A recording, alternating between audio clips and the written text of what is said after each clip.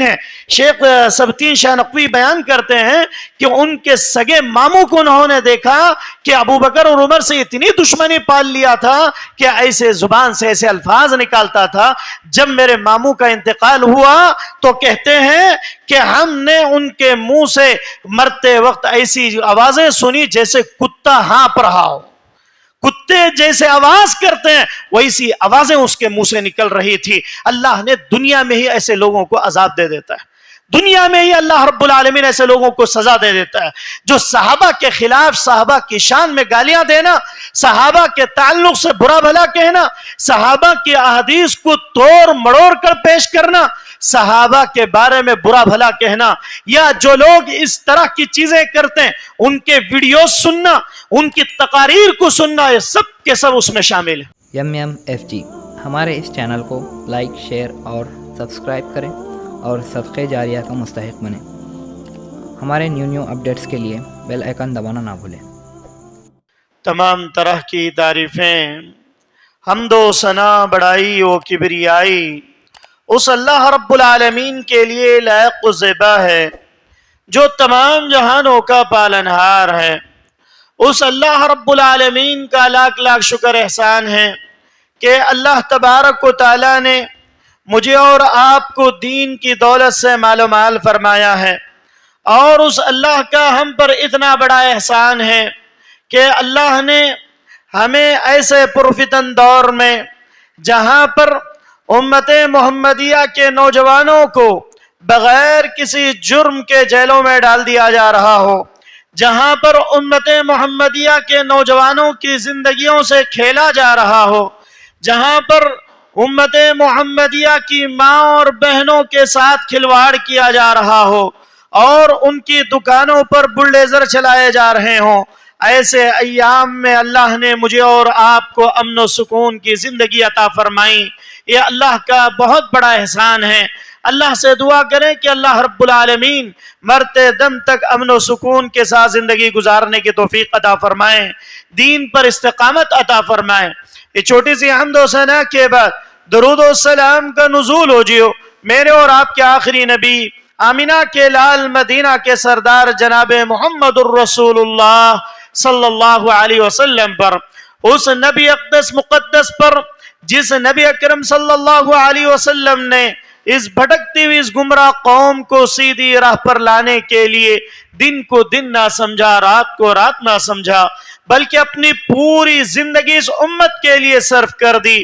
اس نبی پر درود و سلام کا نزول ہو جیو جس نبی نے صحابہ کرام رضوان اللہ علیہم اجمعین جیسی جماعت اس امت کے لیے تحفے کے طور پر دی اور کہا کنتم خیر امت اخرجت للناس، اور اس کے مخاطب وہی صحابہ کرام رضوان اللہ علیہم اجمعین اول مخاطب ہیں، اور ان صحابہ کرام رضوان اللہ علیہم اجمعین کی جماعت کو ہمیں دیا جن کے ذریعے سے اس امت تک کتاب و سنت کی چیزیں صحیح طور پر پہنچ پائی ہیں۔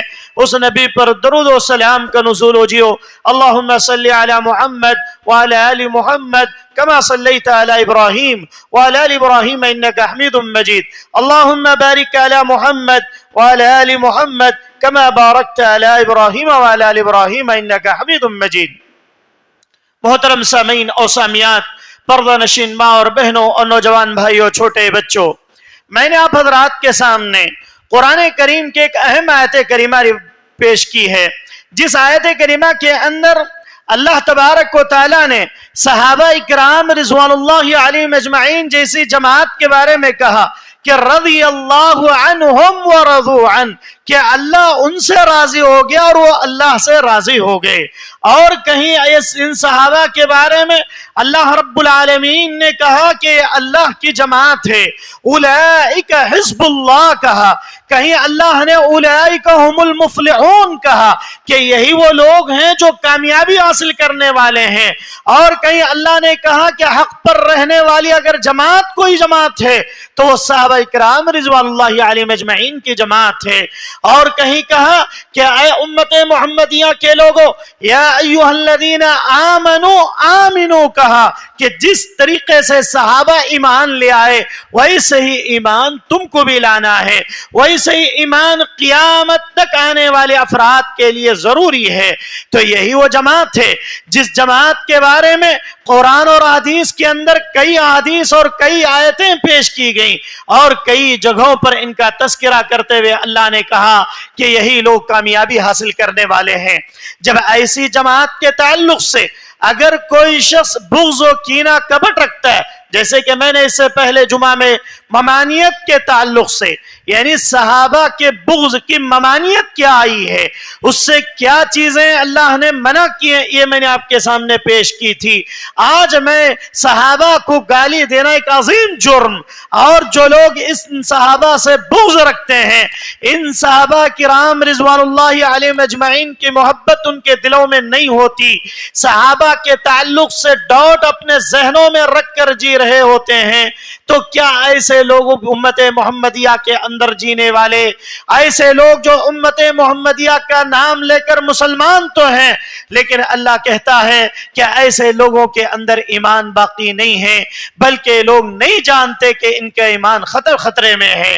اور آپ کو معلوم ہے کہ اللہ کے نبی جناب محمد الرسول اللہ صلی اللہ علیہ وسلم کے دور میں یہ مسئلہ پیدا ہو گیا تھا کہ صحابہ کے تعلق سے کئی لوگ اپنی زبانیں چلانا شروع کر دیا تھا، جیسے کہ اللہ نے سورہ بقرہ میں کہا وَإِذَا قِيلَ لَهُمْ آمِنُوا كَمَا آمَنَ النَّاسُ قَالُوا أَنُؤْمِنُ۔ جب قرآن کی آیت نازل ہوئی، منافقین سے بات کہی گئی کہ اے منافقو، تمہیں ایسے ایمان لانے کی ضرورت ہے جیسے ایمان صحابہ کرام لے آئے، تو ان لوگوں نے کہا کہ قالوا انؤمن کما آمن السفہاء، کہ ہم ایسے ایمان لے آئیں گے جیسے بیوقوف ایمان لے آئے۔ نعوذ باللہ، صحابہ کو انہوں نے بیوقوف قرار دیا اللہ کے نبی کے دور میں۔ پھر آگے کیا کہا کہ اللہ نے کہا کہ یہ لوگ جو صحابہ کو بیوقوف کہہ رہے ہیں، الا انہم هم السفہاء، اصل میں بیوقوف منافقین ہیں، ولکن لا یعلمون، لیکن انہیں اس بات کا علم نہیں ہے، لیکن انہیں اس بات کا علم نہیں عطا کیا گیا، یہ لوگ جان نہیں پا رہے ہیں۔ تو آئیے دیکھتے ہیں اللہ کے نبی جناب محمد الرسول اللہ صلی اللہ علیہ وسلم کی وفات کے قریب میں اللہ کے نبی صلی اللہ علیہ وسلم نے کیا کہا؟ اللہ کے نبی نے کہا ترکت فیکم امرین لن تضلوا ما تمسکتم بہما کتاب اللہ و سنت رسول اللہ۔ اللہ کے نبی نے فرمایا کہ اے امت محمدیہ کے لوگوں، ترکت فیکم امرین، میں تمہارے درمیان دو چیزیں چھوڑ کر جا رہا ہوں، دو چیزیں چھوڑ کر جا رہا ہوں۔ لن تضلوا ما تمسکتم، تم لوگ ہرگز گمراہ نہیں ہو سکتے، تم لوگ ہرگز اپنی پٹری سے دوسری پٹری میں نہیں جا سکتے، تمہیں کوئی اسکالر تمہیں گمراہ نہیں کر سکتا، کوئی ایسے اپنے آپ کو عالم کہلانے والا انجینئر تمہیں گمراہ نہیں کر سکتا، کوئی برادرز تمہیں گمراہ نہیں کر سکتا۔ جس کے پاس علم نہیں ہے وہ ہمارے نوجوان بچوں اور بچیوں کے ذہنوں سے کھیل نہیں سکتا۔ لن تضلوا ما تمسکتم بہما، لیکن ضروری ہے کہ تم کتاب اللہ اور سنت رسول کو مضبوطی سے تھام لو، کتاب اللہ اور سنت رسول کو مضبوطی سے تھام لو۔ اگر ہم نے کتاب اللہ کو لیا اور سنت رسول کو چھوڑ دیا تو گمراہ ہونے کے لیے تیار ہو جائیں۔ اگر ہم نے اللہ کے نبی کی حدیث کو لیا اور قرآن کی آیتوں کا انکار کر دیا، قرآن کی آیتوں کے تعلق سے ڈاؤٹ ذہنوں میں رکھ لیا، تو سمجھ جاؤ کہ گمراہی مقدر بن جائے گی۔ اللہ میری اور آپ کی حفاظت فرمائے۔ آئیے دیکھتے ہیں کہ جن لوگوں نے صحابہ اکرام رضوان اللہ علیہم اجمعین کی زندگیوں پر انگلیاں اٹھائیں، ان کے شان میں گستاخیاں کی، ان کا کیا انجام ہوا؟ کیا ایسے واقعات جو اللہ کے نبی کے دور میں ہوں یا بعد کے ادوار میں جو پیش آئے، حضرت ابوبکر و عمر کے گستاخ کا انجام کیا ہوا؟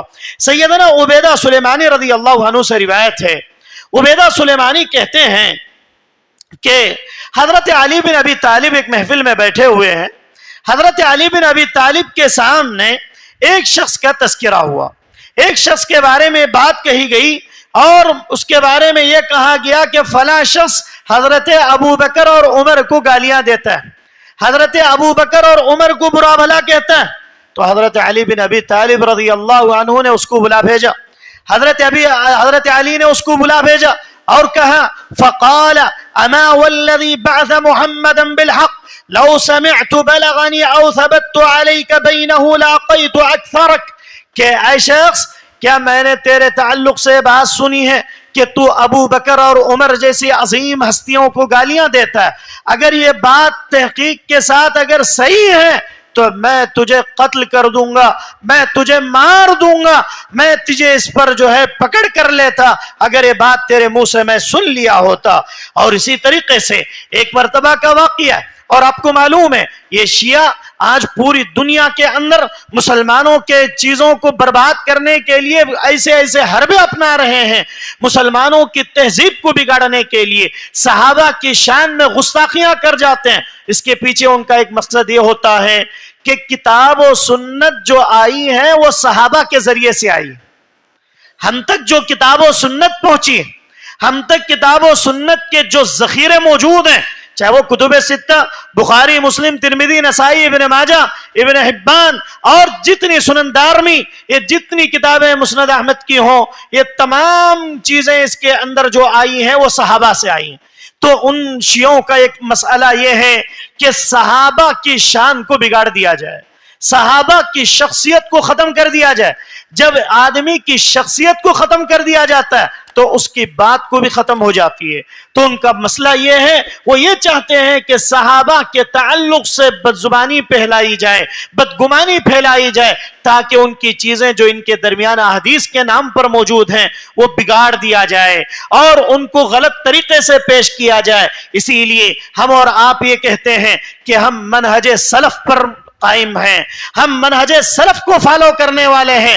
سلفی منہج ہمارا عقیدہ ہے کہ صحابہ اور اسلاف نے جن طریقوں کو اپنایا، جس طریقے سے قرآن کو سمجھا، احادیث کو سمجھا، ہم بھی منہج سلف پر چلتے ہوئے اصحاب کے اقوال کو سامنے رکھتے ہوئے، ان کے نہج اور طریقے کو مد نظر رکھتے ہوئے ہم اپنے آپ کو سلفی کہتے ہیں، ہم اپنے آپ کو منہج سلف کے فالوورز کہتے ہیں۔ تو ہم اسی طریقے سے کتاب و سنت کو مانیں گے، لیکن پوری دنیا کے اندر اس کو گمراہ کرنے کی کوشش کی جاتی ہے۔ اللہ تعالیٰ امت کی حفاظت فرمائے، اللہ تعالیٰ امت کے نوجوانوں کی حفاظت فرمائے۔ آئیے حضرت حسن رضی اللہ تعالیٰ، یہ مسئلہ پیدا ہوتا ہے حضرت علی سے، حضرت علی بن ابی طالب سے ہی مسائل شروع ہو گئے۔ کیوں؟ کیونکہ حضرت علی کے ماننے والے شیعوں نے ان کے خلاف بدگمانی پھیلانا شروع کر دی، حضرت ابو بکر کے خلاف، عمر کے خلاف، ابو ہریرہ کے خلاف، حضرت عائشہ کے خلاف اور صحابہ کے حضرت عثمان کے خلاف بدگمانیاں پھیلانا شروع کر دی۔ وہ آج تک یہ سلسلہ چلتا آ رہا ہے، آج تک یہ سلسلہ چلتا آ رہا ہے۔ حضرت حسن کے پوتے ابراہیم، حضرت حسن کے پوتے ابراہیم، جن کا نام جو ہے ابراہیم ابن الحسن ابن الحسن ابن علی ابن ابی طالب رضی اللہ عنہ، یہ حضرت علی بن ابی طالب کے پڑ پوتے ہیں۔ یہ حضرت حسن ابراہیم بن حسن یہ کیا کہتے ہیں؟ کہتے ہیں کہ میں ایک مرتبہ ایک مجلس میں بیٹھا ہوا ہوں، کیونکہ حضرت ابراہیم بن حسن جو تھے، جو حسن رضی اللہ عنہ حضرت علی کے بیٹے بڑے بیٹے حسن کے پوتے تھے، ان کی شکل و صورت اللہ کے نبی سے ملتی جلتی تھی، ان کی شکل و صورت اللہ کے نبی سے ملتی جلتی تھی، اور ان کا چہرے کا رنگ بھی اللہ کے نبی سے ملتا جلتا تھا۔ ان کی مجلس میں وہ کہتے ہیں کہ میری شکل و صورت اور میرا روب وہاں پر موجود تھا، میں بیٹھا ہوا تھا تو مغیرہ بن سعید ایک شخص جو ہے ان کے محفل میں آیا، آ کر اس نے ان کی بہت تعظیم کی، اس نے ان کی بہت احترام کیا۔ کیوں؟ کیونکہ وہ جانتا تھا کہ ان کی شکل اللہ کے نبی سے ملتی ہے، یہ اللہ کے نبی کے نواسے کے پوتے ہیں، تو ان کے درمیان بہت تعظیم تھی۔ تو مغیرہ کہتا ہے کہ مغیرہ نے ان کی بہت تعظیم کی، بہت عزت کی۔ پھر جیسے ہی تعظیم زیادہ ہو گئی، اس کے بعد تذکرہ حضرت ابو بکر اور عمر کا آیا، حضرت ابو بکر اور عمر کا آیا تو اس نے کیا کر دیا؟ ابو بکر اور عمر کو گالیاں دینا شروع کر دی، حضرت ابو بکر اور عمر کو گالیاں دینا شروع کر دی۔ حضرت ابراہیم بن حسن کہتے ہیں کہ میں نے اس کو روکا کہ تم یہ جو کر رہے ہو غلط کر رہے ہو، اس پر اس نے اپنے آپ کو نہیں بچایا۔ پھر کہتے ہیں کہ میں نے اس کا گلا دبا دیا، میں نے اس کا گلا دبا دیا. راوی حدیث کہتے ہیں کہ ان سے پوچھا گیا کہ آپ نے گلا دبا دیا, اس کا مطلب کیا ہے؟ کیا آپ نے اس کی بات کو کاٹ دیا, آپ نے اس کی بات کو ختم کیا, یا واقعی میں گلا دبا دیا؟ وہ کہتے ہیں کہ میں نے اتنے زور سے اس کا گلا دبایا, جو ابو بکر اور عمر کو گالیاں دے رہا تھا اس کی زبان باہر نکل آئی, ایسا قریب تھا کہ اس کی جان چلی جائے. یعنی صحابہ کے درمیان ابو بکر اور عمر کی تعظیم مسلم تھی. یہ ابراہیم بن حسن جو حسن کے پوتے ہیں, وہ خود کہتے ہیں کہ ہم اتنی تعظیم کرتے کہ ہمارے سامنے اگر ان کے خلاف کوئی کہتا تو ہم اس کے گلے کو دبا دیا کرتے تھے. آج لوگ حضرت حسن اور حسین کا نام لے کر محرم منا کر اور اس میں گالیاں دیتے ہوئے نظر آتے ہیں. یہ بالکل مناسب چیز نہیں ہے. اور اسی طریقے سے ایک اور امام مستغفری رحمہ اللہ ایک بزرگ کا واقعہ پیش کرتے ہیں. کیا کہتے ہیں؟ کہتے ہیں کہ میں نے ملک شام ایک مرتبہ میرا جانا ہوا. ملک شام گئے, جس کو آج سیریا کہتے ہیں. ملک شام جب ہم گئے تو ہم نے ایک مسجد میں, جامع مسجد منصور میں, ہم نے وہاں پر نماز ادا کی.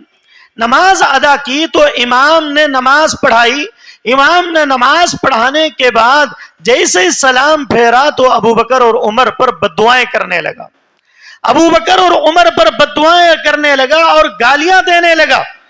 پھر اس کے بعد انہوں نے دیکھا کہ سب کے سب لوگ ابو بکر و عمر کے خلاف ہیں, صحابہ کو گالیاں دے رہے ہیں, نعوذ باللہ. وہ امام مستغفری رحمہ اللہ کہتے ہیں کہ ہم وہاں سے چلے گئے. پھر اس کے بعد 1 سال کے بعد پھر موقع ملا ملک شام میں جامع مسجد میں نماز پڑھنے کا. پھر جب ہم دوبارہ آئے تو دیکھا کہ امام چینج ہو چکا ہے. اس کے پیچھے نماز پڑھی. جیسے ہی نماز ختم ہوئی تو وہ امام نے دعا کیا. دعا کرنے کے بعد اس نے ابو بکر اور عمر کے لیے دعائیں دینی شروع کر دی. امام مستغفری کہتے ہیں کہ ہم نے لوگوں سے معلوم کیا کہ وہ پہلا امام جو تھا وہ کہاں پر ہے, وہ کہاں چلا گیا. لوگوں میں سے ایک شخص کھڑا ہوا اور وہ کہا کہ چلیے میں آپ کو اسے ملاتا ہوں. اس کو ایک کمرے کے پاس لے کر جایا گیا. جانے کے بعد امام مستغفری کہتے ہیں کہ ہم نے دیکھا کہ اللہ نے اس کے چہرے کو کتے کا چہرہ بنا دیا. کیا کہتے ہیں کہ ہم نے دیکھا کہ اس کے چہرے کو کتے کی شکل دے دی گئی اور اس کے آنکھوں سے آنسو جاری ہونے شروع ہو گئے. ہمیشہ پانی آنکھوں سے نکلنا شروع ہو گیا اور چہرہ کتے کی طرح ہو گیا.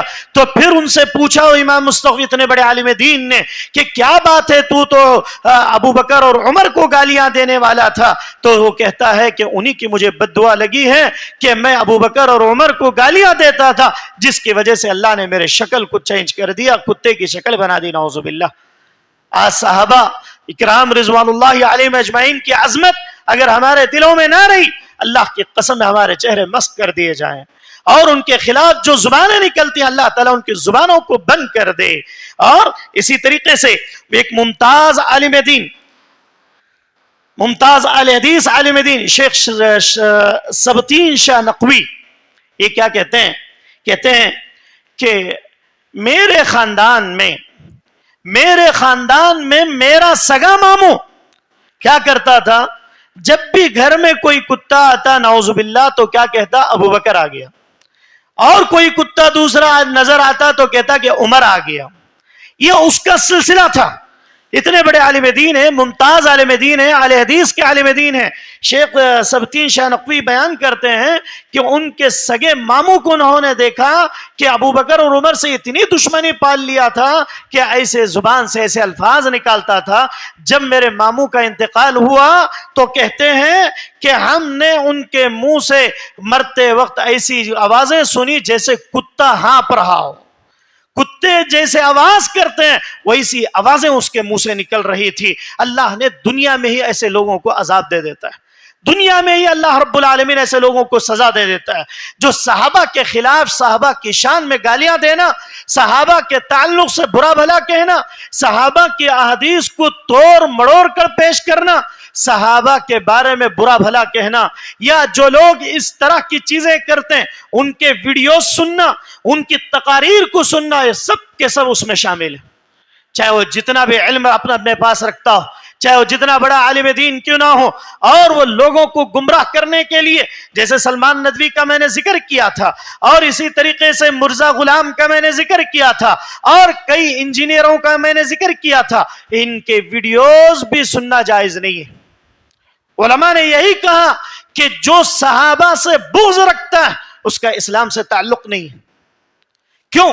کیونکہ جن کے ذریعے سے کتاب و سنت پہنچی، اگر ان کی شان میں گستاخی ہو جائے، ان کے تعلق سے ان کے عقائد کو بگاڑ دیا جائے، تو اس کا اعتبار ہی نہیں ہوگا، قرآن و حدیث کا اعتبار ہی نہیں ہوگا۔ اس لیے اس کا خاص خیال کرنا چاہیے۔ اور اسی طریقے سے حضرت عثمان بن عفان رضی اللہ تعالی عنہ، حضرت عثمان کا زمانہ یہ ایسا زمانہ گزرا کہ حضرت عثمان بن عفان کو اللہ نے بہت نرم دل عطا کیا تھا۔ ان کی نرمی کا لوگوں نے اتنا فائدہ اٹھایا کہ حضرت عثمان کے دور میں ایسے عثمان جس عثمان نے مسلمانوں کے لیے کنواں خرید کر دے دیا، وہ عثمان جس عثمان نے غربت کے عالم میں، جب اسلام حالت غربت میں تھا، ایسے وقت میں کئی اونٹے اللہ کی راہ میں قربان کر دیا، اس عثمان کے لیے یہودی سے کنواں خرید کر صحابہ کے لیے پانی فری کر دیا اس دور میں، ایسے عثمان کو ایک خطرہ پانی پلانے کے لیے لوگوں نے ترسا دیا۔ حضرت عثمان کو بند کر دیا گیا ایک کمرے میں، اور کئی دنوں تک کھانے پانی سے روک دیا گیا، اور ان شیعوں نے ان کے خلاف بغاوت کر دی۔ اور پھر اس کے بعد حضرت عثمان بن عفان کی وفات ہوئی تو اس دور میں ایک واقعہ پیش آیا۔ کیا واقعہ تھا؟ حضرت عثمان بن عفان کی تعلق سے آتا ہے کہ راوی امام عاصم الاحوال رحمہ اللہ، یہ مدائن کے قاضی تھے۔ امام عاصم الاحوال رحمہ اللہ جو مدائن شہر کے قاضی تھے، وہ کیا کہتے ہیں کہ میں مدائن شہر کا قاضی تھا، ایک شخص ان کے پاس آیا، آ کر کہا کہ وہ کہتے ہیں کہ جب میں نے اسے دیکھا کہ وہ حضرت عثمان کو گالیاں دے رہا ہے تو اس کا انجام اتنا خطرناک ہوا کہ وہ شخص اپنی موت آپ مر گیا، اللہ نے دنیا میں اس کو سزا دے دی۔ اور اسی طریقے سے ان کے پاس ایک شخص جو لایا گیا تھا، اس نے گالی دی تو کہتے ہیں کہ میں نے ایسے شخص کو 10 کوڑے مارے۔ کیا کہتے ہیں؟ ان کے سامنے، امام عاصم الاحوال کے سامنے ایک شخص نے گالی دے دی حضرت عثمان، انہوں نے 10 کوڑے لگائے، پھر گالی دی، پھر 10 کوڑے لگائے۔ وہ کہتے ہیں کہ میں نے اسے 70 کوڑے لگائے تاکہ وہ عبرت مل جائے لوگوں کو کہ جو صحابہ کے تعلق سے اس طریقے سے بدگمانیاں پیش کرتے ہیں، صحابہ کے تعلق سے اپنی زبانیں چلاتے ہیں، ایسے لوگ کوڑے کھانے کے لائق ہیں۔ اور اسی طریقے سے امام محمد بن سیرین رحمہ اللہ، علامہ ابن سیرین، محمد بن سیرین رحمہ اللہ بہت بڑے محدث ہیں، امام بخاری رحمہ اللہ کے استاد بھی ہیں۔ کیا کہتے ہیں؟ علامہ ابن سیرین کہتے ہیں ان کی بیٹی بھی بڑی محدثہ، ابن سیرین کی بیٹی بھی بہت بڑی محدثہ تھی، اتنے بڑے عالم دین۔ کیا کہتے ہیں؟ کہتے ہیں کہ میں طواف کر رہا تھا، علامہ محمد بن سیرین رحمہ اللہ کہتے ہیں میں طواف کر رہا تھا، طواف کے دوران میرے کانوں میں ایک آواز پڑی، میرے بازو میں ایک نوجوان بھی وہ طواف کر رہا ہے، ایک شخص بھی طواف کر رہا ہے، اور طواف کرتے کرتے کیا کر رہا ہے؟ طواف میں دعائیں کی جاتی ہیں، ربنا آتنا فی الدنیا حسنہ وفی الآخرۃ حسنہ وقنا عذاب النار، اور اس کے علاوہ انسان دعائیں کرتا ہی رہتا ہے۔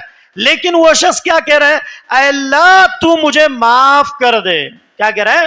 اللہ تو مجھے معاف کر دے، میں توبہ کرتا ہوں، اللہ تو مجھے معاف کر دے، لیکن مجھے یقین ہے کہ تو مجھے معاف نہیں کرے گا۔ خانہ کعبہ کے پاس طواف کرتے ہوئے کیا کہہ رہا ہے؟ اے اللہ تو مجھے معاف کر دے، لیکن مجھے یقین ہے کہ تو مجھے معاف نہیں کرے گا۔ جیسے ان کے کان میں آواز پڑی، وہ کہتے ہیں کہ میں نے اس سے کہا اللہ کے بندے تو اللہ سے کیا کہہ رہا ہے کہ تو معاف نہیں کرے گا؟ اللہ سے تجھے مانگنا چاہیے، وہ چھوڑ کر تو کہتا ہے کہ تو معاف نہیں کرے گا، یہ کیا ماجرا ہے؟ تو اس شخص نے ابن سیرین رحمہ اللہ سے کہا کہ مسئلہ یہ نہیں ہے کہ مجھے یقین ہے کہ اللہ معاف کرنے والا ہے، لیکن میں نے اتنی بڑی غلطی کی ہے کہ مجھے یقین ہے کہ اللہ مجھے معاف نہیں کرے گا۔ انہوں نے پوچھا کہ کیا تو نے ایسی غلطی کی ہے؟ انہوں نے جب یہ بات کہی تو اس نے کہا کہ میں نے اللہ کی قسم کھائی تھی کہ میں اپنی زندگی میں عثمان کی گال پر چماٹ ماروں گا۔ کیا قسم کھا لیا تھا؟ کہ حضرت عثمان جو اللہ کے نبی کے داماد ہیں, جو جنتی ہیں, جن سے فرشتے شرماتے ہیں, ایسے صحابی کے گال پہ ماروں گا. اس نے قسم کھا لی تھی. وہ کہتا ہے کہ میں ان کے خلافت کے دور میں انہیں مار نہیں سکا, کیونکہ خلیفہ کو تو ہاتھ نہیں اٹھا سکتے, مار نہیں سکا. کہتے ہیں کہ جب حضرت عثمان کی شہادت ہوئی تو جنازہ رکھا گیا تو لوگ آتے گئے, نماز پڑھتے گئے, دیکھتے گئے. وہ کہتا ہے کہ جب میری باری آئی تو میں جنازے کے قریب آیا, حضرت عثمان کو کفن کے اندر لپیٹا گیا تھا, میں نے کفن کو کھولا اور کھول کر ان کے چہرے پر مارا. نعوذ باللہ. کیا کہتا ہے کہ میں نے حضرت عثمان کے کفن کو کھول کر, جبکہ وہ میت کی شکل میں مر چکے, اس وقت میں نے ان کے گال پہ مارا. جیسے ہی میں نے گال کو مارا, اللہ نے میرے اس ہاتھ کو کیا کر دیا, لکڑی کی طرح پتلا دبلا کر دیا, اس ہاتھ کو شل کر دیا. علامہ ابن سیرین کہتے ہیں کہ پھر میں نے اس کے ہاتھ کو دیکھا تو ایسا لگ رہا تھا کہ وہ ہاتھ نہیں ہے بلکہ کوئی باریک سی لکڑی ہے جو اس کے بدن پر لٹک رہی ہے. اللہ نے دنیا میں اس کو تباہ کر دیا. تو وہ شخص طواف کرتے ہوئے کہتا ہے کہ اللہ تو یہ میرا گناہ معاف نہیں کرے گا, لیکن پھر بھی میں تجھ سے کہہ رہا ہوں اللہ تو معاف کر دے. تو دنیا کے اندر صحابہ کے تعلق سے اس طرح سے عمل کرتے ہیں. اللہ کچھ گناہ ایسے ہوتے ہیں جو دنیا میں ہی دکھلا دیتا ہے. آپ دیکھیں گے بہت سارے لوگ ظلم کرنے والے اور بہت سارے ایسے لوگ جو دوسروں کے تعلق سے برا بھلا کہنا, الزام لگانا, دوسروں کے تعلق سے غلط فہمیاں پھیلانا, اور ایسے جتنی چیزیں ہیں, یہ تمام چیزیں ایسی ہیں کہ اللہ کی قسم ہے اللہ دنیا میں اسے لوگوں کو سزا دے دیتا ہے, دنیا میں ہی سزا مل جاتی ہے. اور اسی طریقے سے حضرت ابو ہریرہ رضی اللہ عنہ کے جو گستاخ تھے, ان کا بھی ایک واقعہ آپ کے سامنے رکھتا چلوں. قاضی ابو طیب بیان کرتے ہیں کہ ہم جامع منصور میں ایک حلقے میں بیٹھے ہوئے تھے. ایک خراسانی شخص جانوروں کی تھن میں دودھ روکنے کے بارے میں سوال پوچھنے آیا. پہلے زمانے میں کیا ہوتا تھا, اونٹ اور جو دوسرے جانور ہوتے تھے ان کا دودھ تھنوں کے اندر روک لیا جاتا تھا. تھنوں میں دودھ کو روک کر بعد میں نکالتے تو دودھ زیادہ آتا تھا. تو وہ دودھ نکالنے کا مسئلہ کیا ہے, اس تعلق سے خراسان کا رہنے والا وہ کہتے ہیں کہ قاضی ابو طیب کے پاس سوال پوچھنے کے لیے آیا. سوال پوچھنا تھا اسے یہ کہ بھئی میں تھن میں دودھ کو روکتا ہوں, کیا اسلام نے اس کی اجازت دی ہے یا نہیں دی ہے, کتنے دنوں تک میں دودھ کو روک کر نکال سکتا ہوں جانوروں کے. تو اس کے بارے میں وہ پوچھنے لگا تو قاضی ابو طیب نے حضرت ابو ہریرہ کی روایت پیش کر دی. حضرت ابو ہریرہ کی روایت پیش کی تو سامنے والے خراسانی نے کیا کہا کہ ابو ہریرہ کی حدیث مقبول نہیں ہے, اس کی حدیث میں نہیں لیتا. نعوذ باللہ. جیسے اس نے بات کہی, آج بھی بہت سارے لوگ ایسے ہوتے ہیں, فلاں عالم کی بات نہیں لیتا, فلاں کی چیز مجھے نہیں معلوم, اس طرح کی چیزیں. اور اس نے فوراً کہا کہ ابو ہریرہ وہ مقبول نہیں ہے, اس کی حدیثیں نہیں لی جا سکتی ہیں. جیسے اس نے بات کہی معاذ اللہ, فوراً ایک سانپ, کہتے ہیں جامع منصور میں خراسانی جو آیا تھا وہاں سانپ چھت سے گرا ازدہ, اور گرنے کے بعد لوگ پریشان ہو گئے. وہ قاضی ابو طیب کہتے ہیں کہ جیسے اس نے ابو ہریرہ کی بات کہی کہ وہ قابل اعتبار نہیں ہے, حالانکہ پوری حدیثیں 5000 سے زائد حدیثیں ابو ہریرہ کی, اس کے بارے میں کہتا ہے کہ میں اس کی حدیثیں نہیں لیتا, اسے نہیں مانتا. نعوذ باللہ. اتنے بڑے صحابی کے بارے میں بات کہی تو وہ کہتے ہیں کہ ہم نے دیکھا کہ ایک اژدہا اسی جامع منصور کے اندر فوراً گرا, گرنے کے بعد لوگ مسجد سے باہر بھاگنے لگے, اور وہ شخص باہر نکل گیا تو سانپ بھی اس کے پیچھے چلا گیا اور اس شخص کو ہلاک و برباد کر کے رکھ دیا. تو ایسے کئی واقعات جو صحابہ اکرام رضوان اللہ علیہم اجمعین کی زندگیوں میں پیش آئے. خاص طور سے وہ مشہور واقعہ حضرت سعد بن ابی وقاص رضی اللہ عنہ, اتنے بڑے صحابی رسول ہیں. سعد بن ابی وقاص صحابی رسول, جنتی صحابی ہیں. ان کے بارے میں آتا ہے کہ یہ حضرت عمر بن خطاب کے دور میں یہ کوفہ کے حاکم بنائے گئے تھے, سی ایم بنائے گئے تھے. کوفہ کے یہ سی ایم بنائے گئے, حاکم بنائے گئے, اور حضرت عمر کا دور 20 سالہ دور.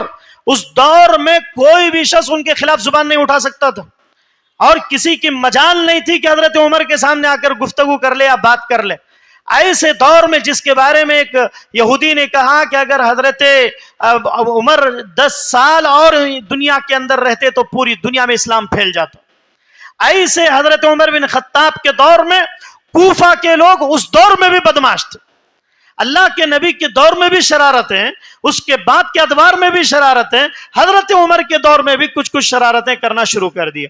تو وہاں پر سعد بن ابی وقاص کو، یہ بڑے صحابی ہیں، ان کو وہاں پر حاکم بنا کر، گورنر بنا کر بھیجا گیا کوفہ کا. تو کوفہ والوں نے کیا کہا؟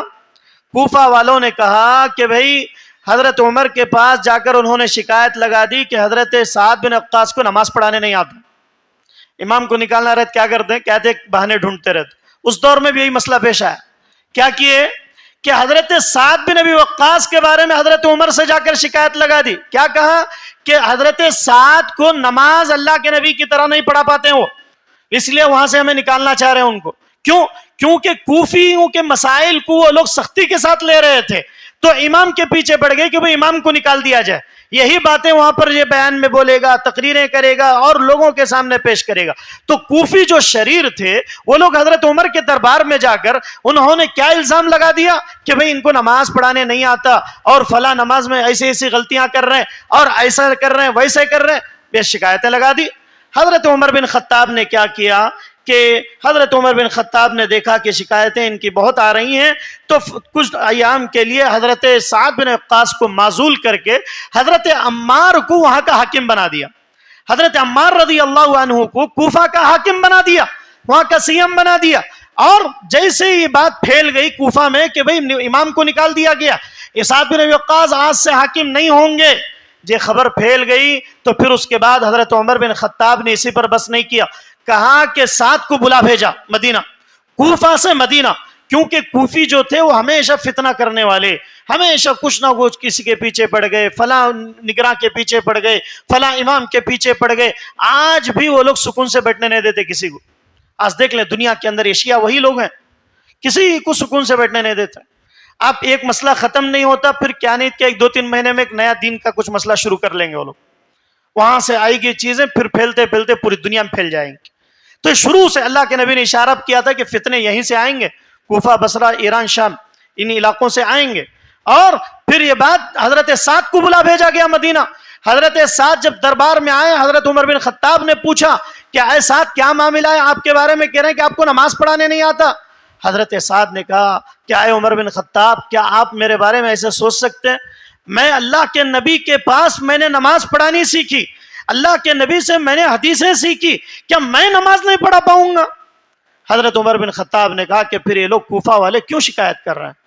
کہا کہ 5 لوگوں کی کمیٹی بنا کر کوفہ کی مختلف مسجدوں میں بھیجا گیا کہ سعد کے بارے میں معلوم کریں کہ یہ حاکم ہے، گورنر ہیں، ان کے بارے میں معلوم کریں کہ کیا کہہ رہے ہیں لوگ. جانے کے بعد حضرت عمر بن خطاب کی پوری ٹیم گئی، جا کر انہوں نے تحقیق کیا.